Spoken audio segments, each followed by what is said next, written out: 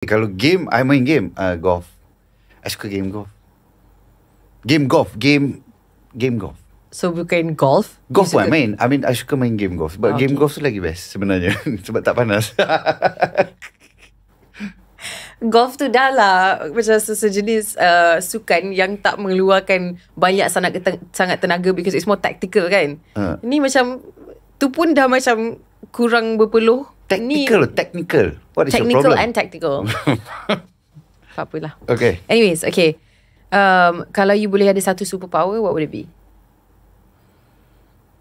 I boleh hilang.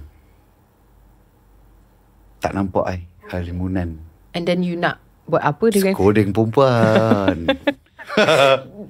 dia Curi gurau duit. dia sangat. Betul lah.